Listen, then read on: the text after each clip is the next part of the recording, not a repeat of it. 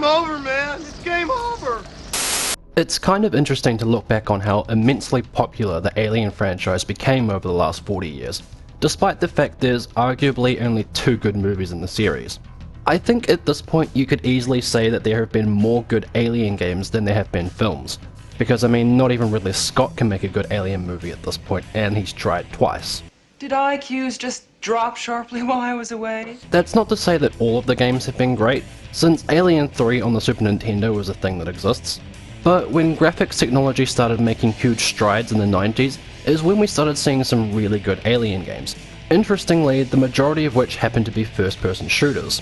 Some of the more notable examples include 1996 Alien Trilogy on the PlayStation, the Alien vs Predator games in the 2000s, with AVP2 being one of my favourite old-school shooters, and there was also a game based on Alien Resurrection for the PlayStation, which honestly I could do an entire video on that game alone, as it's simultaneously one of the best technical feats on the PlayStation, whilst also being one of the most brutally difficult survival horror games ever made.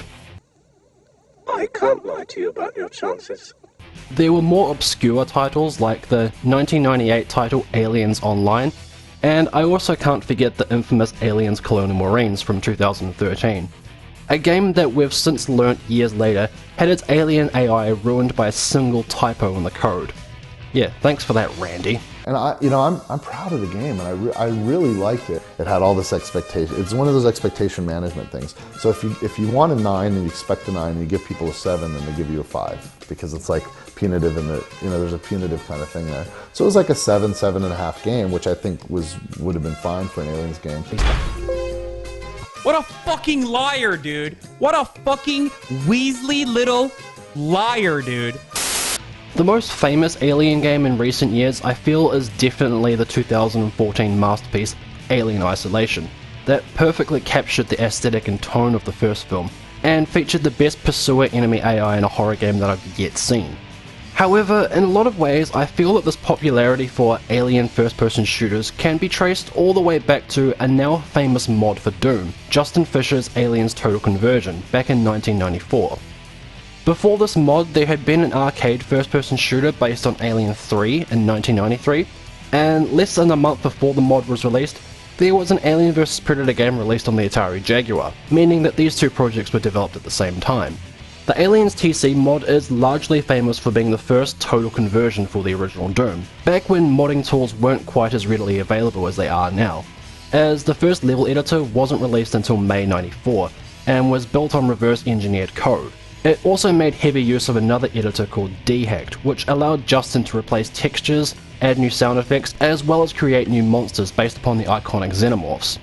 And if you open up the levels in something like Doom Builder, you can see exactly which things he changed.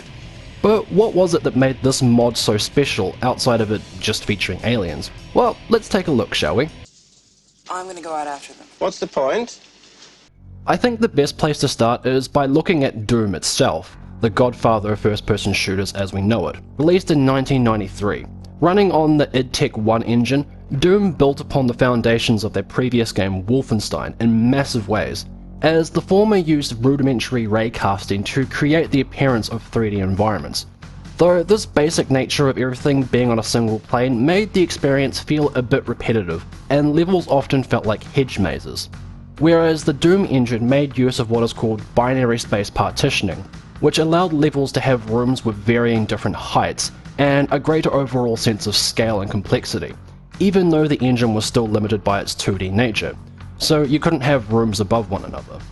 Doom at its core was a frenetic action game, as you gunned down hordes of zombies and demons as you tried to reach the exits of the many infested space stations. Though thanks to the advancements of the Doom engine with new lighting, Doom also had quite a strong horror atmosphere in a number of levels too, enhanced by Bobby Prince's MIDI soundtrack. Developer John Carmack cited Dungeons & Dragons and Aliens as influences on the design of Doom. And what's more interesting is that Doom was originally meant to be an Aliens game, but this idea was quickly scrapped in order to retain creative freedom for the developers. Guess you don't like the cornbread either. Which then leads into modder Justin Fisher playing Doom for the first time, and getting the idea of creating levels based on the film, due to the similarities in atmosphere between the game and the film.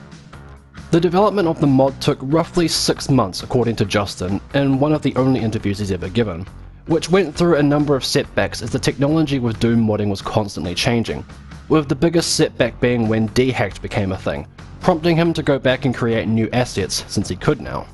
The finished project released in November 94 and would contain a total of 11 new levels, replacing the levels in Doom's second episode, I think because the music tracks in that episode are the most atmospheric compared to the more metal influenced ones in episode 1 and 3. For my playthroughs however, I opted to use an additional mod that adds the PS1 Doom music by Aubrey Hodges, which is famous for its horror ambience, and it lends itself incredibly well to this mod.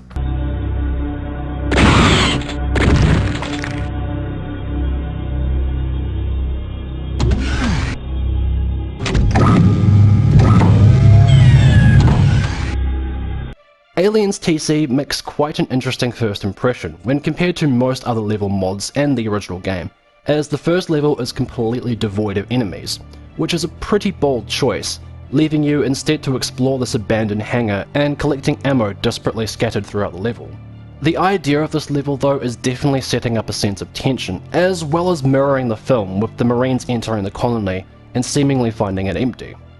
There are even sound bites that play when you cross certain line depths in the level. Sir, this place is dead. Whatever happened here, I think we missed it. This building sense of tension then carries over into the second level, as you still don't encounter any aliens at the start of it, once again collecting some ammunition, which trust me you will need, before you finally head down into the alien nest inside the atmospheric processor. And this area is genuinely still quite intense and well crafted, with dim lighting, tight corridors, and new decoration assets to make it feel like the film.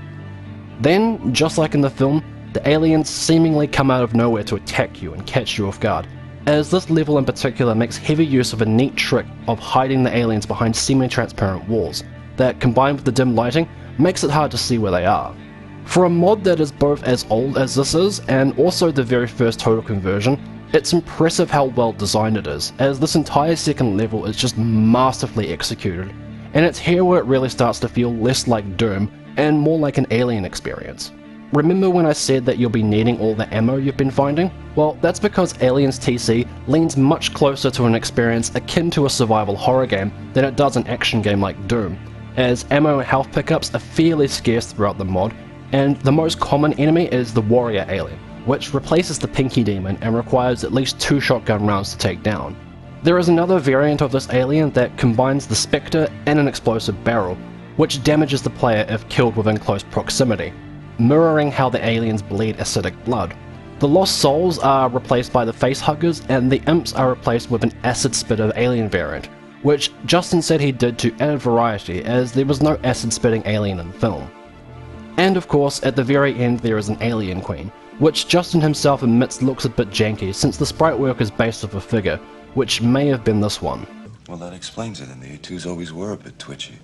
Playing through this mod again in 2023, I was genuinely astounded by how good the level design is throughout, with lots of interesting looking geometric details, and also just the sheer size of some of these maps, considering the time, is insane. Some of these levels are bigger and more complex than the one seen in Doom 2, which was released a month beforehand. I've dabbled in level making with Doom Builder myself and made what I thought were some fairly big levels, like one of my first maps was an attempted recreation of the sewer from Resident Evil 2 Remake, which I think also just made me appreciate these levels all the more since I've got a bit of experience in learning the Doom engine and getting used to building levels. Given the technology of the Doom engine and the time Aliens TC was made, the levels themselves are more inspired by locations in the film rather than being actual recreations, as this wasn't exactly possible for the time. But there are still many recognizable places throughout the levels, and the level design makes its best attempt at emulating the basic plot of the film. As previously mentioned, Level 2 mirrors the Marines discovering the alien nest in the atmospheric processor where they first attacked. Level 3 mirrors the retreat back to the mid-labs, and from a design standpoint is very different from Doom, as in this level the objective is actually to avoid combat and lock various doors to prevent the aliens from entering the facility. Of course, you can fight all of the Xenos if you wish, but you will use up all of your ammo in doing so, leaving you with nothing but harsh language to fight. What the hell are we supposed to use, man? Harsh language? Level 4 sees you escaping from the med labs, and you wind up in a sewer that is clearly a reference to the area where Newt is captured in the film. There was also a bug in this level originally that prevented the aliens from dropping down from the ceiling, much like they do in the movie, and I'm not exactly sure if the specific version I'm playing fixed this, or if Doom just made it possible to execute. Then level 6 mirrors Ripley going down into another nest to rescue Newt, much like in the movie's climax. The secret level is also based upon the derelict spaceship from the first Alien movie, which is a level that is in pretty much every game it seems. This level, however, kinda sucks, as it relies on a backtracking gimmick in its level design, and is way too fucking dark to be enjoyable. It wasn't actually designed by Justin though, as it turns out, as he actually gave it to a friend who was just getting into level editing. If there's anything that I could actually be critical about here, it'd only be minor aesthetic things, like the sprite for the pulse rifle doesn't really look like the pulse rifle, but even then that's understandable, as this was before we started seeing weapon models on the right hand side of the screen, something that I think was pioneered by Duke Nukem 3D. Don't have time to play with myself. And in level 5 there was an area where some of the geometry had no textures, but I feel that this might be an issue with Doom, and it only happened here, so... He's just a grunt. No offense. None taken. This mod would prove to be immensely popular and also influential, as a lot of the work Justin did with Dehacked would also help others to make total conversion mods like Simpsons Doom and Star Wars Doom. Another interesting fact is that this mod was in development at the same time as Heretic, developed by Raven Software, which launched a month after Aliens TC, and was one of the first games to use a heavily modified version of the Doom engine. There would be a few other Aliens themed Doom mods after this too, with varying qualities, but I'd argue Justin's work was better. Not much is really known about Justin Fisher, aside from the fact he got quite a few job offers from various game studios after he made this mod. One reportedly being the studio who made Jurassic Park Trespasser, but he instead opted to stay at university to finish his degree.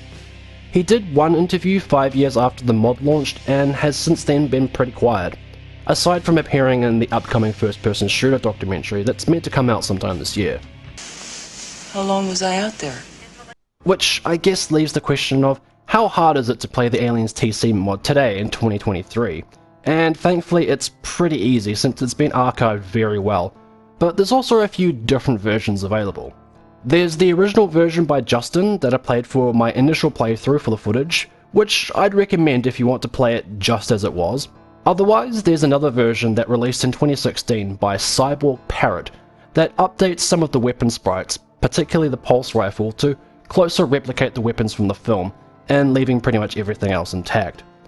This would be my personal recommendation, as these changes make it feel just a bit more authentic to the films, but leaves the core experience Justin intended the same.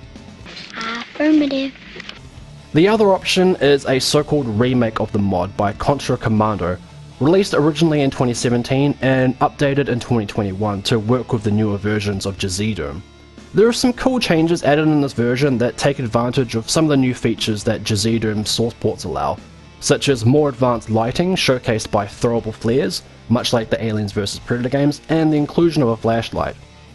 The lighting throughout has been changed and is practically pitch black in places to further enhance the horror mood.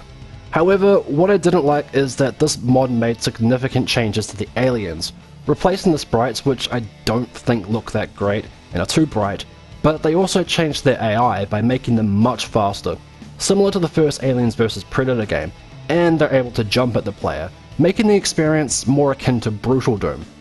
I feel that this really conflicts with the original design for the mod, as it was not intended as a frenetic shooter, it was more of a slower paced survival horror game, with the way the aliens were strategically hidden to ambush the player.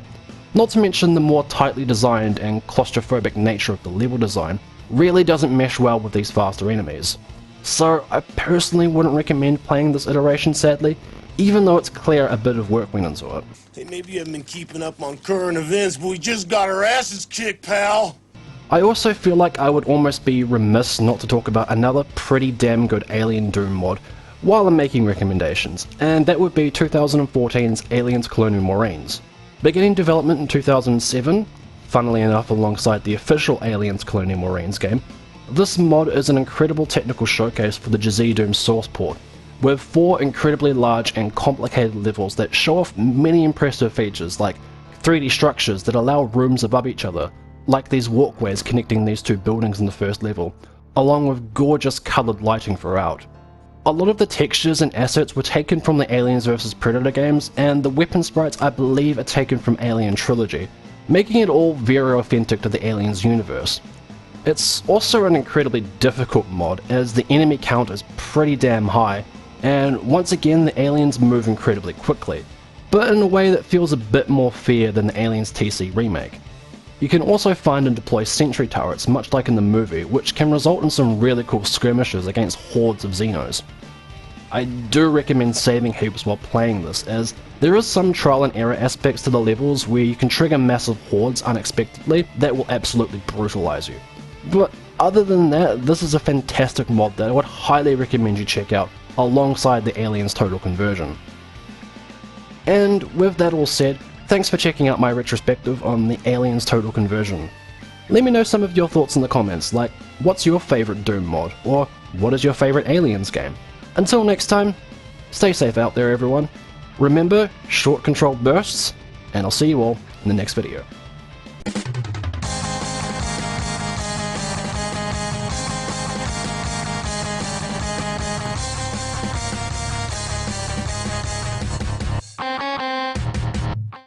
So it was like a 7.5 game, which I think would have been fine for an Aliens game. Holy fucking shit, dude.